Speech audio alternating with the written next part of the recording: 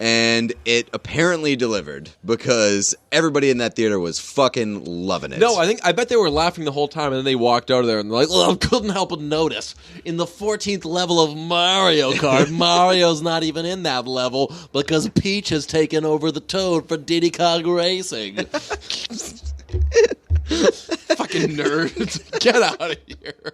Brunch, hit it, boys.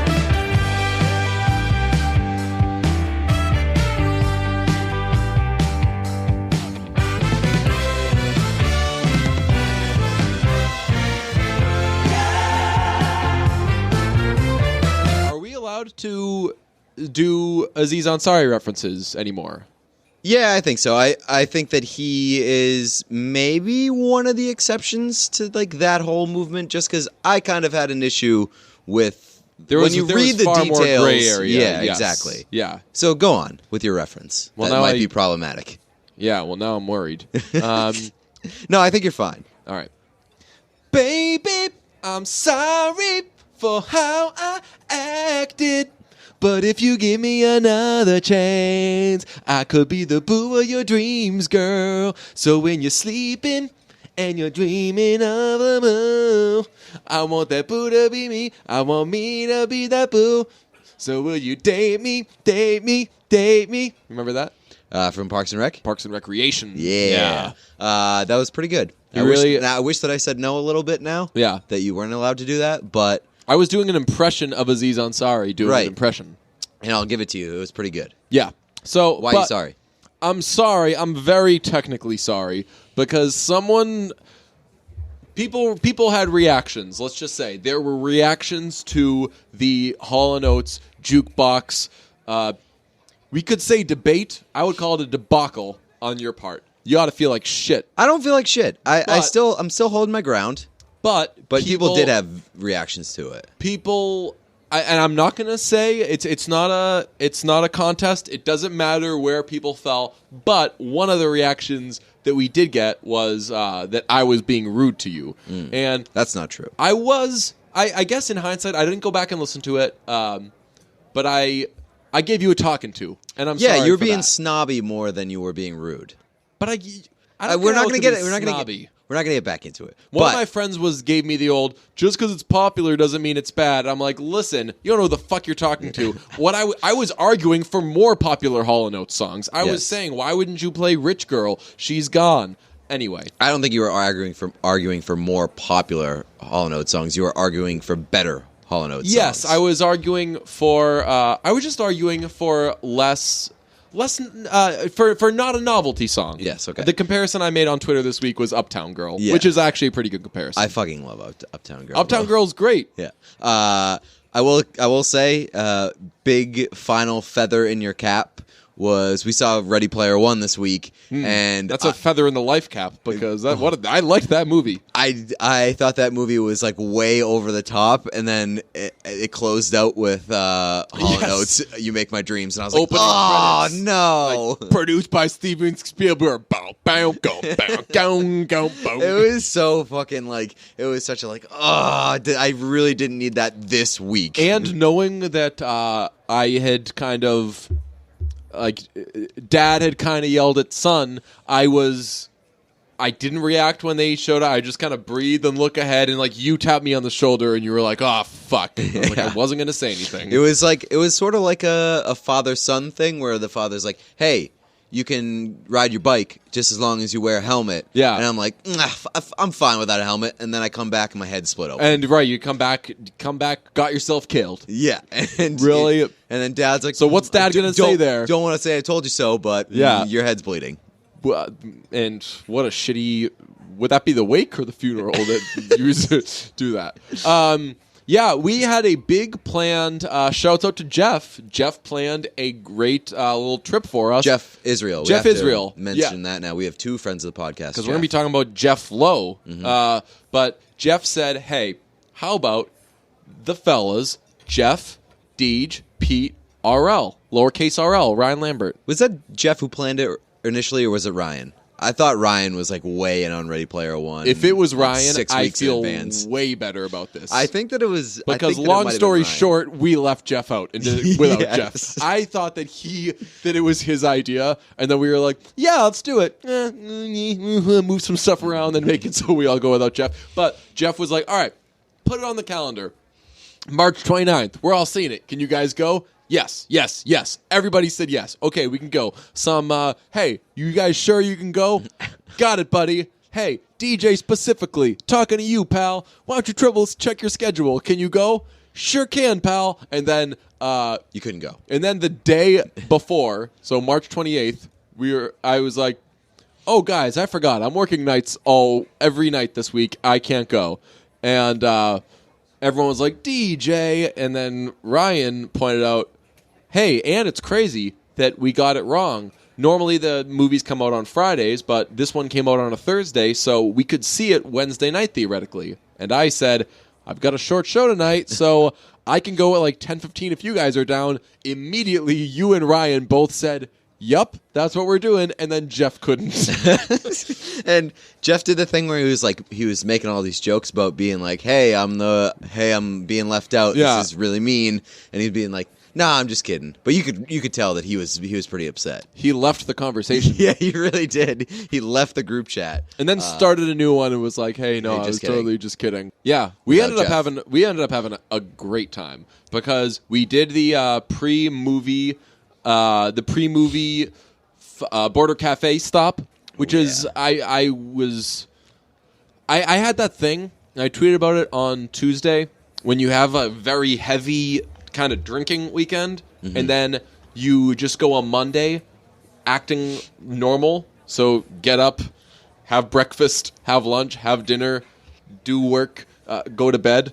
On Tuesday, you wake up like you're in the midst of just an incredible diet, and you feel really proud of yourself. And you're like, you just didn't fucking drink one day. But I was very excited because I made it through Tuesday as well. If I made it through, I didn't fucking drink. have plans. Yeah. So I was like, you know what? I'm going to do a full week. And then Wednesday, the movie happened, and we went to Border Cafe. I was supremely back on my bullshit. Right into Lone Stars, right into chips. You guys came, and you were like, "Yo, we doing a fiesta or what?" And I said, "Yeah, fellas, we're doing a fiesta." So you, me, RL, ate a bunch of food, and as I was finishing up work, my guy Tommy Giles from NBC Sports Boston, you got to know him a little bit last weekend. Did. Just a prince. I absolutely love that guy. He was like, "Hey, so you going home?" And I was like, "No, I'm going to a movie that you've got no interest in seeing, but come to Border Cafe." Grab a little Lone Star before, and he did. So it was like a fun little group. Yeah, it was like I've never walked into a situation and been like, that guy is definitely not doing what we're doing later. Yeah. He's just here for the pregame. Yeah, and that was definitely a Tom Giles situation because there was absolutely no way that he was going to see Ready Player One. Right. It was well. I got him on good timing because the Celtics were going to start in probably 5-10 minutes, and he wasn't going to be able to make it home in time, so I knew that I could do, because I sold it as, we're going to go watch some basketball, and then after we're going to head out, catch a movie. But yeah, let's go watch basketball. The first when half. In reality, it was, we're going to go see a movie that has received mixed reviews, and we're going to eat a bunch of chips beforehand. The waitress at Border Cafe did a cool little thing where she made it Talk about to her. us a lot. Yeah, where she was just like, "Hey, I see you guys are having a conversation. You all came to conversate at the bar. Mm-hmm. Let me be a part of this and bring nothing to the table." A lot of that going on, and I don't blame her because she didn't know the people who were involved. I was there, so we already had one of those. We were all set. all full on the, if there's any lull, this person's not going to let it breathe. Maxed out, yes. Yeah, we were totally fine. Really, that actually was as well-rounded a group as you could have, because you had the I'm not saying this to compliment myself. I'm saying this in a very demeaning way. You had a party starter in me. You had I've got thoughts on this in RL. Yeah. You've got I'm gonna know where I'm gonna find where I can expose people in you, and you got the fun-loving guy in Tom. That's actually, we should go around and do stuff together, the four of us. That's like a crew. Yeah. Like if you saw like that group walking into like a bar or down the street, you'd be like, what's that group about? Yeah, because if you haven't met Tom before or seen Tom is I find Tom... Let me say. We're getting into handsomeness Tom talk. is so handsome that he's not handsome. Tom is because there is literally nothing wrong with him. There is not a polarizing thing about Tom where, hey, what do you think? And that's not to suggest he's like bland or anything. Just, how's his hair? Perfect. How's his face? Perfect. He doesn't stay in good shape. He stays in amazing shape. It's like one thing. And he's got pipes. Yeah, it's true. But it's like, if somebody were like, what does Tom look like? You'd be like, handsome. Yes. And that's it. Just thoroughly you handsome. couldn't really like pick out like what it was that made him really good looking. Yeah. It's Tom. Yeah. It's funny because my gal pals, they swoon over Tom. And it's because he's tall and handsome. And maybe it's because I do so much stuff with Tom that there's another guy at my work named Phil. Also very handsome. So he's like my real work crush. In fact, the kind of the sexual harassment bar at my work is set by DJ hasn't gotten fired for the way he talks to Phil. So that's not a funny thing to joke about, but seriously, like I saw Phil was doing anything to joke about, but for real. Phil was doing a podcast in a room the other day, and I could see him in the room doing it, so I busted out my phone. And that could have went differently. And opened up the it's right busted up. And I opened up an Instagram story, and I gave it one of the but it didn't. My phone doesn't work when he does that. Really? Yeah, it stinks. I can't do any of the super zoom thing. It doesn't do any voices. That's the best part of Instagram any stories. Sounds. Yeah, like a lot of people with dogs, they'll do the. Do you actually do that, like the manual sounds when you do it? I should have. You should start doing that. But the brum bum bum bum bum bum is it's a higher key than what I just did, and I'd be kind of pushing it falsetto wise. So it doesn't sound very good. So. I think people would get it. Yeah, maybe I'll record on my phone that sound, and then do a voiceover playing that sound, and then I'll be able to do it. But then it doesn't do the purple zoomy thing. Yeah, but you can like do your own manual purple circle. Yeah, that'd be kind of great. So, what did you think of Ready Player One? So it was an experience. It's a good way because to start we were seeing it with people who wanted to see Ready Player One. We went as like not as a joke, but as like this is going to be bad. It was a theater full of people who wanted to see Ready Player One. Then one person, let's call him Ryan Lambert, who wanted to make fun of Ready Player One. I don't know what you were about, but I was there to support a friend. I was like, Lena could be in anything, and I am seeing it the second it comes out, and I saw that nerds were like, oh, well, according to my calculations, I think you're forgetting when Link is in Zelda and he makes it to Blorgon 9, I think you're forgetting some of the important details, and really, the truth lies in the details if you're into it. I'm pushing my imaginary glasses up a lot as I say this. So I was like, the people who are shitting on this sound fucking nerds. Lame as fuck. Right, like, I hate those people. I don't hate those people. If people hate them, I don't blame them. And then everybody else, like, the things that I follow on Twitter, like, I haven't seen Complex's Ready Player One review, so I really go in, like, I'm assuming they don't have one. So I went in with a completely blank slate. I knew this. I wasn't going to fucking get it. But I got it. I got the whole movie. I understood. The movie never lost me, so I actually was... It wasn't as reference heavy as I thought. Like there were a lot of references. It had a lot of them, but it wasn't. The dependent movie wasn't dependent on it. Yeah, totally. But so they were there for cool Easter eggs, right? Like what the whole fucking movie's about, Easter eggs. My takeaway was it was for me, in my experience, somewhere a mix between Lord of the Rings, Avatar, and Ender's Game. I hated Lord of the Rings and Avatar. Ender's Game, I was like, yeah, cool. I can do this. This isn't my cup of tea, but I can do it. And that was the feeling that I had with Ready Player One, and I liked it better than all three of those. Okay. I will give myself a feather in the cap here. I guessed who Lena's character was way before you did. Yes, you did. But, well, it's unfair because you the second you pointed it out to me, you should have waited. Why? Because you gave it away to me.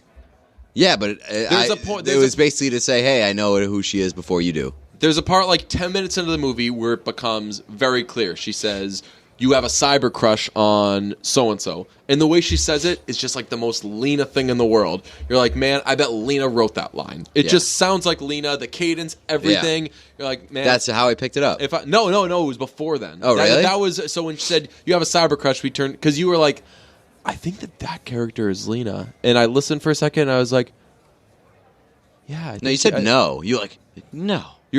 No, I know. I was like, I think it can. I maybe like, I listened and I was like, I think it can be. And then a few minutes later, she did the cyber crush thing, and we both turned to each other. Yeah. We were like, yeah, it's got to be Lena. But the big thing for me was more the experience because there were a lot of references in it, and to the point where not all of them were totally clear. Like there were references where something would happen, and you'd be like, that was a reference to something. I didn't get it. It's okay. And but there were some other things that it was just like maybe a little subtle reference, and the references were met the same way every time by the rest of the theater, and that was hilarious laughter. So they'd be talking, and it'd be like, hey, aren't you going to get this? Oh, well, Zinthon. And everybody would laugh. So you and I would just laugh because we wanted to play. And but then my trick like was... they'd be like they'd be like walking down a hallway, and at some point in the middle of the walk down the hallway, just suddenly everyone at the same time, you're like, what the fuck was that? No, there was like a Shining part, The Shining. Oh, that whole thing. I don't know what The Shining is. I've never seen The Shining. Yeah. But, like, people went fucking nuts for The Shining part. And that was the hallway part. Yeah. Where they were just like, ha!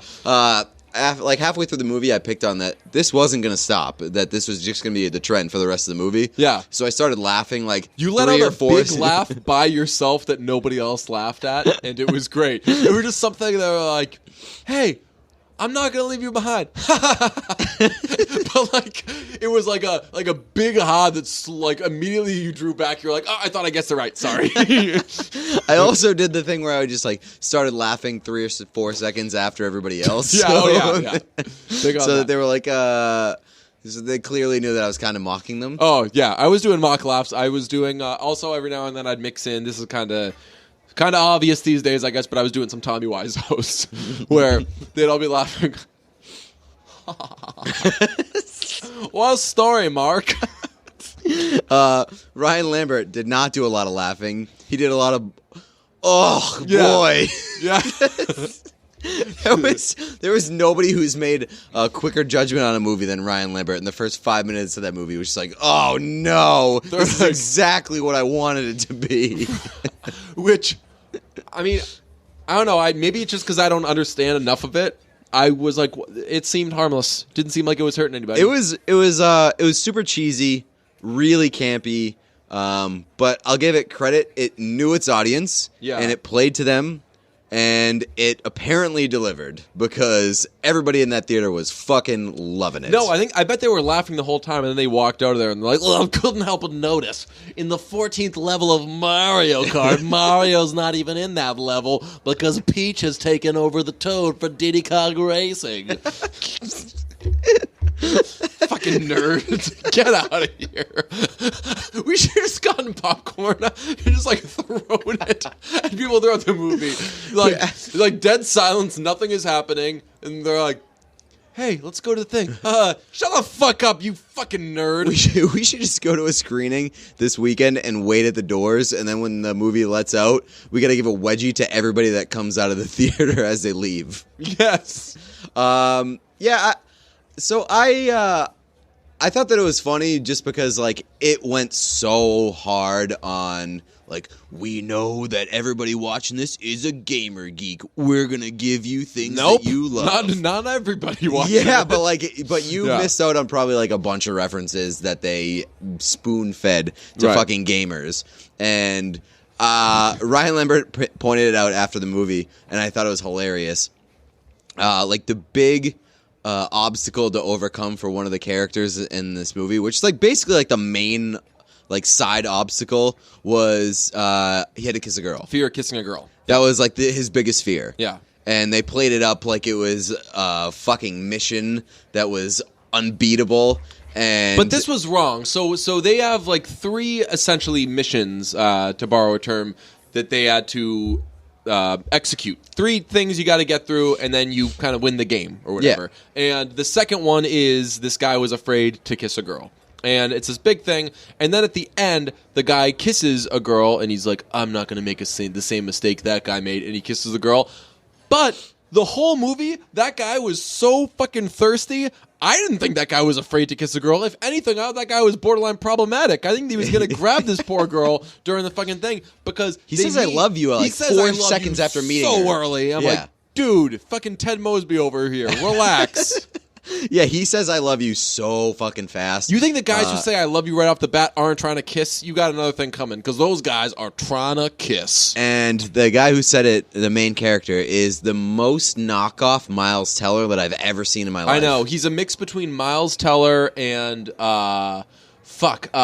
one of the bad guys from a recent thing, and I couldn't place my finger on who it was. You know who it was? It was, so he's a mix of Miles Teller and the guy from 24, something Heller, who's one of the henchmen in the new Spider-Man movie. You know that guy? No. The guy who was he was bootleg Tom Hardy in the Spider-Man movie. Oh, yeah. Well, I was gonna say that he kind of looks like a mix of Tom Hardy, and Miles Teller. No, he looks like a mix of Miles Teller and bootleg Tom Hardy. So he himself is bootleg Miles Teller and bootleg Tom Hardy. Yeah, okay. Boutros Ghali over here. He's got that double bootleg. No, I'm saying Boutros. You ever see Ali G when he has Boutros Ghali? He interviews Boutros Ghali, and he's like, all right, wicked.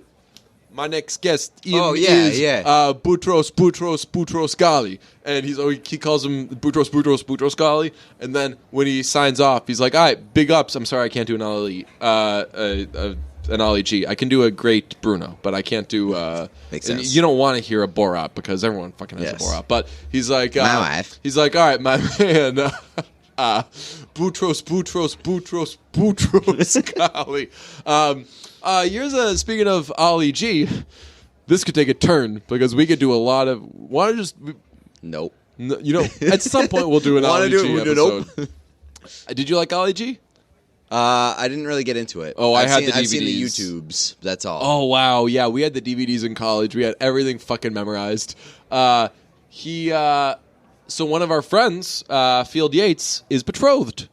Mm-hmm. He's getting married. And he was saying he can't wait until he gets married so he can say, my wife. And a cool thing is that Borat is for sure out. Yeah. And it got out. My wife will forever be in. Every wedding I've attended for the last 5 years, it just goes without saying. As soon as a guy gets married, during the reception, they keep saying, my wife.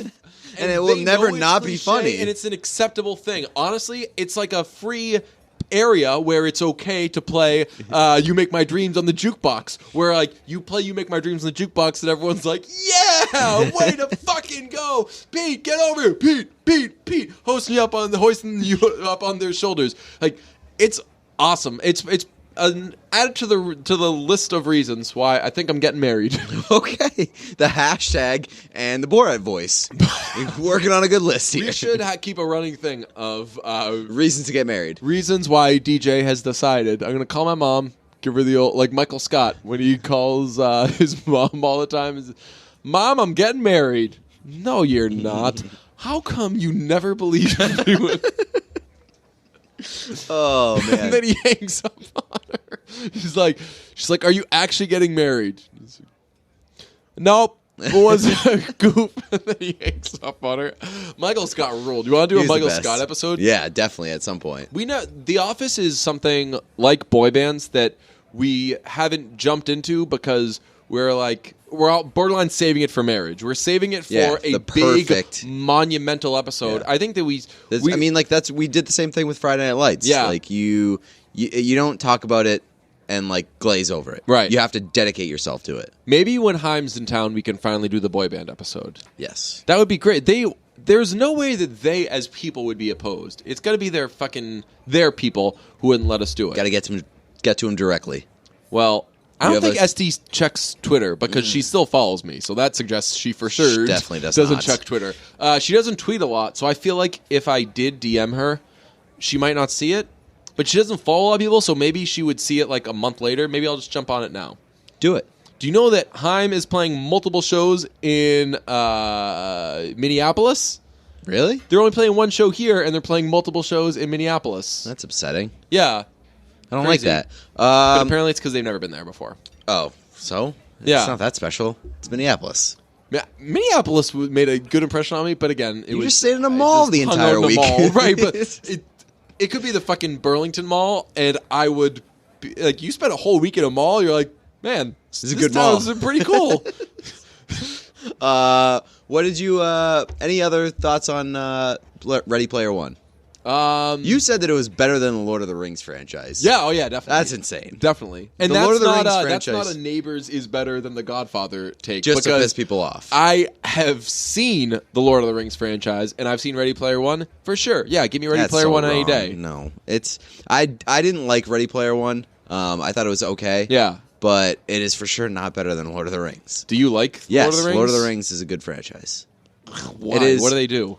It is. It's probably the best trilogy of the 21st century. Excuse you. Of the 21st century? What else is better? I would say Toy Story. That started before the 21st century.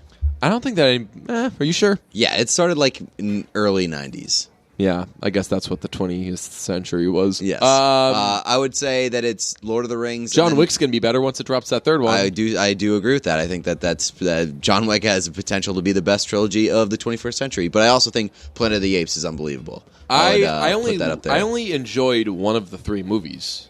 Planet of the Apes? No, Lord of the Rings, the third one. Third one's really good. That's because it's like a battle for 3 hours. Right. Yeah. The first one's really good, I thought. Yeah. The second one's a lot of walking. Yeah. The second one sucked. Oh my god, the second one sucked. I was pissed. And it came out when I was in I think in middle school. And I remember it came out, we had a half day, and it was like, all right, we're going to go see Lord of the Rings 2. The walk. And I was like, the walk and talk. I didn't really love the first one, but okay, guys, let's do it. And the second the movie started, I was like, oh, no. Well, that's got to be the worst feeling in the world because... Buckle up, pal. Because if you don't like it in the first 5 minutes, don't worry, there's only 400 more minutes of it to go. Those fucking things they are long. So long. And Ready Player One was long, but it didn't feel long. Ready Player One was over 2 hours. Really? Yeah. Okay, so I'll give the credit for that. It did not feel like 2 hours. But there were a lot of absolutely ridiculous parts of that movie that I was just like, oh my god, this movie is so fucking silly. Ben Mendelsohn's character was so lame. Was he the bad guy? Yeah. Yeah. He was really lame. There was a part of the movie where they were on a stealth mission, and somebody sneaks behind a bunch of people. The nerds didn't like me there. I was overtly there was objecting. 5 or 6 people in a room, and one of the good guys snuck behind them. Yeah, and it was it's just a person running across a room where there's 5 or 6 people in it. Not carpeted. Absolutely, she's wearing shoes. Yes, a lot of probably going on behind you, and it all ends with her pushing a door open and leaving, and they never turn around and be like, "Yo, why did that door just open?" So not like a soft push and sneak through the crack. It was like a boom. Yeah, I gave it. I did the anti Markel Fultz. I threw both of my hands above my head, which stinks. That's a reference can't really make anymore because Markelle Fultz is playing basketball again. Yeah, but he's also breaking his own teammates' eye sockets. Yes, his face is messed up. That's Joel Embiid. I'm rooting for Fultz, though. Fultz, I don't know if you saw when he played the other night. He came in, everyone cheered for him, brought the ball up the court, was like a rabid dog, just like went too fast, lost the ball, gave it away immediately, then fouled right after. It was not good. Bought my first basketball jersey of the year. I'm very excited about Basketball it. jersey buying season. Yeah, baby. Which technically for me actually hasn't ended because as long as Jason new Jason playing. Tatum jerseys come out, I automatically buy them. But you did the real basketball jersey buying season. Sure did. Bought a new Giannis jersey. And you did a great move, which was, so you said you're like, yo, I got a Giannis jersey. And I was like, that's what I'm fucking talking about. Awesome. Which one? Yeah, you got the throwback. Yeah, you said, which one? I sent you the picture. I'm assuming this is what you're getting to. Yeah. I sent you a picture, a screenshot of it. It was from the legitimate NBA store.com. I was like, ooh, you spending that coin. Yeah, and I was like, no, I got it from China, as I always do. Yo. And you thought that was a purposeful move to deceive everybody to think that I buy them from the NBA store. Honestly, if somebody asked me, hey, what does your Jason Tatum jersey look like? I 1,000,000% would get the NBA store because it does look like that. I'm not fucking lying. Right. I mean, like, I didn't do it to deceive you. But I told you after, I was like, if you didn't do that to deceive me, from now on, please start doing that. I Googled Giannis throwback, and the image that I clicked on happened to be from the NBA. You're going to be hot shit in that Giannis thing because he is a darling of the world after the 60 minutes. Yeah, because Stormy Daniels didn't give people what they wanted, but boy, oh boy, Giannis did. That feature is actually what made me pull the trigger on that jersey. Yeah. So I think that's it for Ready Player One talk, but I want to get to more... No, it's not. Okay, go ahead. Okay. So, I don't know. I will say, how'd you think Lena was in it? Because I thought Lena was great. I thought she was fine. Like, I didn't think the acting was that good from anybody in that movie. Oh, God. I know, I don't want to... I mean, like, yeah, that's problematic. Get off. I don't want to say anything bad about Lena. Like, hey, buddy boy, you want rude, I'll give you rude. So, you know what I'll say? I think she did the best that she could. So like given the movie, yes, and I'm assuming that was probably a she pretty was kind difficult, of the hero of it too, which is cool. And I'm assuming that's probably a pretty difficult movie to make because it's so CGI and effects heavy. Yeah, that like they were probably just fucking filming scenes in rooms full of green. Oh yeah, that's true. Like in Master of None when they're on the swivel chairs. Yeah, yeah. And I'll also say that movie was awesome visually. It was great. Yeah. What? Well, I'm just thinking, I'm like, well, we're cutting this out because I won't have a fucking negative word about Lena. We'll get to, I want to get to a little bit more video game talk after this, but we have some reviews. So, Dilly Dilly by Shell Mort. Great podcast that will keep you listening. I started listening about a year or two ago after my cousin's cousin was on the show and posted about it on Twitter. Thank you, Kellen. Entertaining podcast. Would recommend. Ooh, brag much. Well, we're brothers with Kellen, so yeah. Damn it, Jin Yang says CJJ. I like listening to brunch. Just kidding, there's more. I've been on board since August, and it's become a regular staple of my Monday, Friday commute to class. Sure, hearing them talk about rap makes me cringe. Problematic. But they make up for it with their charm and chemistry with one another. When China /DPRK/Iran/Russia wipes out our grid, I will definitely miss brunch the most. Hey, that's not funny. Did you see, by the way, that what happened? Or it was like news that they that came to light in 2016, I think it was. Russian hackers sent the U.S. screen grabs of themselves having successfully hacked into the grid. That's fucking terrifying. Yes. So folks, we fucking funded all of these programs that could have re-engineered the grid and kept our infrastructure safe, but we are now at a point where someone can fucking just turn it all off and break it if they want to. The only thing that is lacking right now is it being the right person with the right political motivation. So the United States fucking good guys. The United States is 100% becoming a Black Mirror episode at one point. And I know that you don't really get that because you don't watch Black Mirror. But I get it. That's why I don't watch Black Mirror, because I said, hey, what's Black Mirror about? And they're like, ooh, it's about scary technology stuff. And I said, Deej out. That's why I really want to do like a Black Mirror series, because I know that nobody would be bothered by Black Mirror more than you. Like, you would lose sleep. I'd be like, you don't get it, guys. You think it's a fucking show. You would have to watch one episode at a time, because like you'd be so fucking upset after watching every episode that you would like need time to decompress. Dude, I was upset after seeing. Have you seen The Big Short? No. So The Big Short is about the housing crisis, right? The whole thing is about how someone saw it coming, and people saw it coming, and they said, this is going to happen. And a bunch of important people in positions of power said, well, it's never happened before, so therefore they just fucking overlooked it, and they let it happen.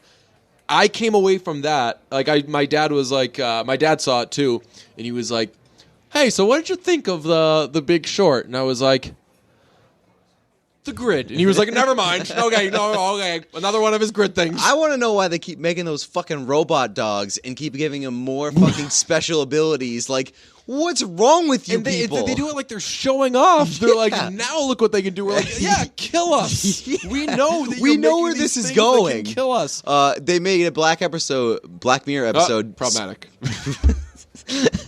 There is a Black episode of Black Mirror. It's called Black Museum, and it's really good. Nice. But there's a Black Mirror episode specifically about those Boston Robotics dogs, and how they're killing everybody. Well, that's gonna happen. And I know, when, like, they see that, they make this piece of pop culture, and the Boston Robotics people are being like, well, now the dogs can help each other. They're opening doors and shit. Soon they're gonna give each other guns. Well, speaking of technology, you came up with $1 million idea. Hit it. Hey Siri, subscribe me to the Brunch Podcast. Just to confirm, would you like to subscribe to the podcast Brunch by Pete Blackburn and DJ Bean? That's a yes. So here's the trick. You guys got to put this episode on at a party. Subscribe to Brunch. I know I am. Put this episode on at a party. Put it on your playlist, and you're going to subscribe a lot of people to the podcast. It's going to help us a lot. Really appreciate it, fellas, ladies. You don't have to go to the Apple Store and subscribe on the dummy phones anymore. Just hold a party at your place. Yeah. Turn the speakers up and let her rip.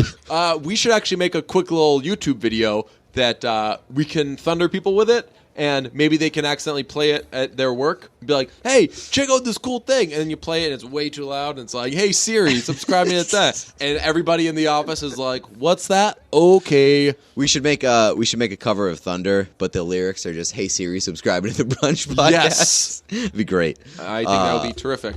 So, speaking of video games and Ready Player One, I became a big video game guy. You're a gamer. You are for sure a gamer. I am, but I'm a very casual gamer most of the time. Like, I play sports games, and that's about it.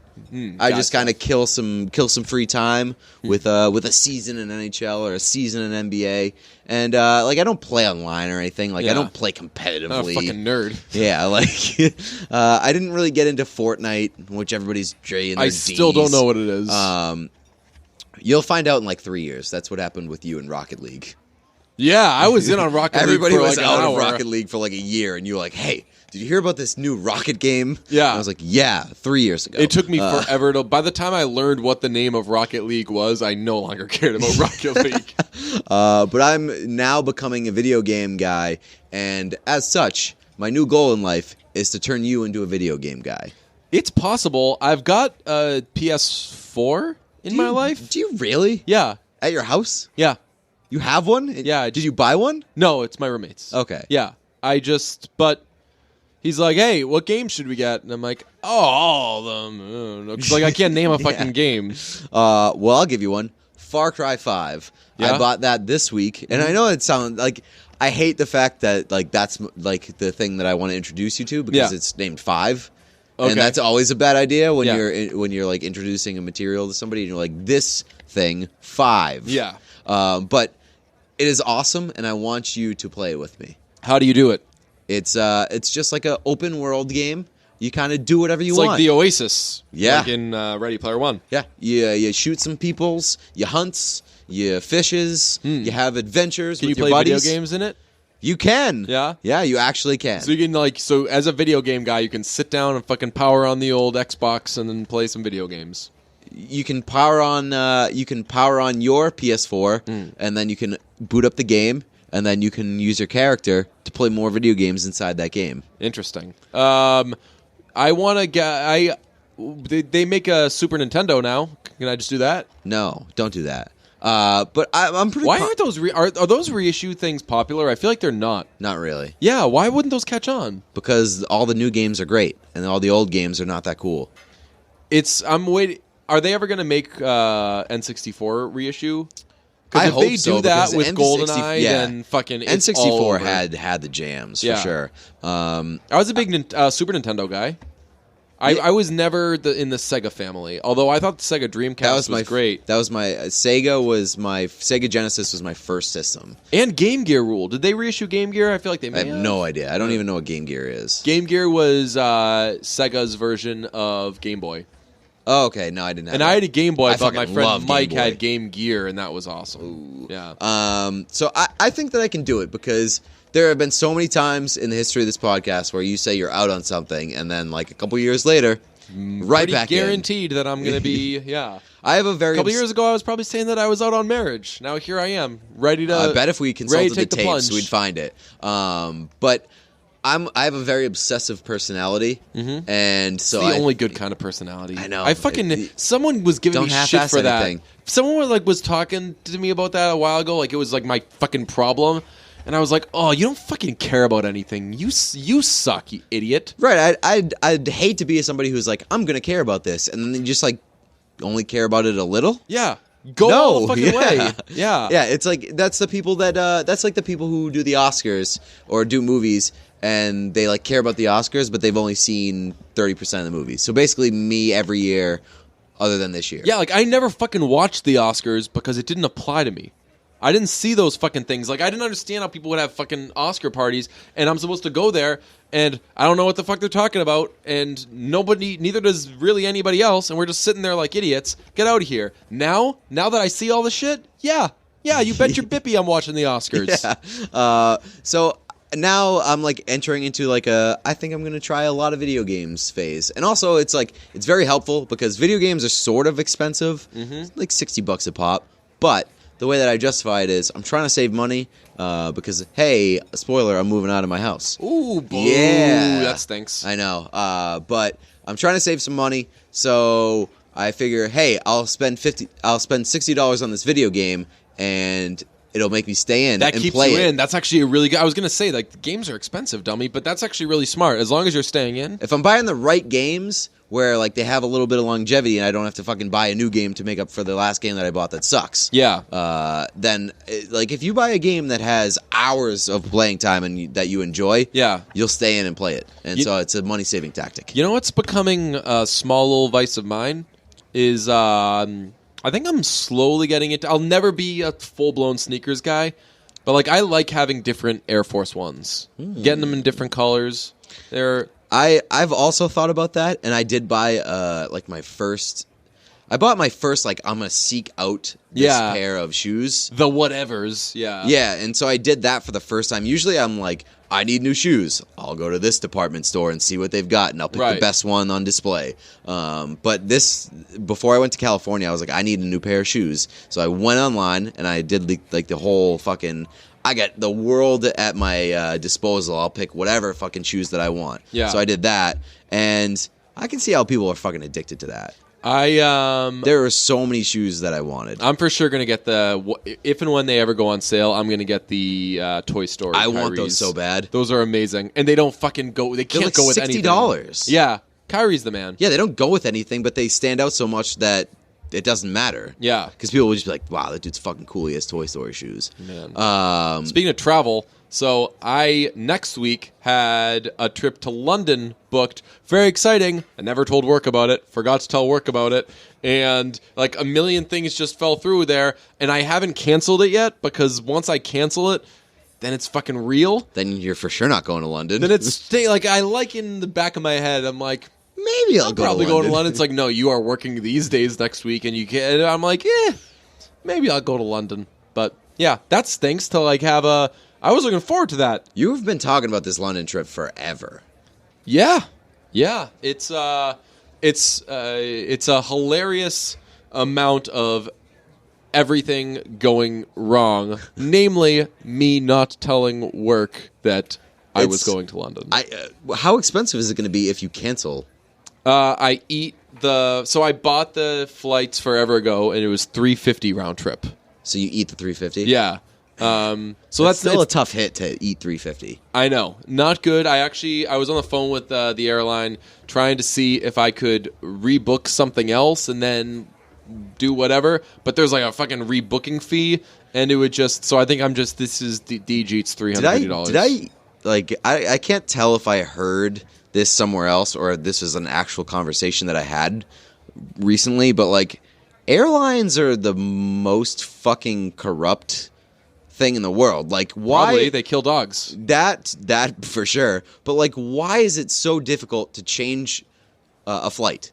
I know. Or like, why is a plane ticket so fucking? No, this is a conversation that I had in my actual real life because, like, to rebook a flight, they charge you like $350. And to even like change a guest's name, right? That's like $350. Why would that fucking matter? Really? Yeah. So I couldn't even give this to somebody? Yeah. So like you could not gift that to somebody because the name on the ticket, you have to pay like $350 or $400 to change the name on the ticket. Huh. That doesn't make any fucking sense to me. Jesus. Yeah, that stinks. Well, I think it's the height of they've got you by the balls because nobody else can fucking fly you somewhere other than airlines. And I don't think that has it really ever been like different? Like no, I don't nobody's think so. come along and been like, maybe for like the first 20 years of airlines existing, they didn't realize that like what supply and demand was. Right. So they were like, "Hey, thanks for flying with us. Oh, by the way, is it okay that if I don't take this flight and I take the one tomorrow?" And they're like, "But you'll still fly with us?" Like, yeah. Like, yeah, sure. And then after like 20 years, they were like, "Wait a second, these fuckers need us." No, $900 and give us your dog. Right. Here, we want to do something with it. Where are you putting it?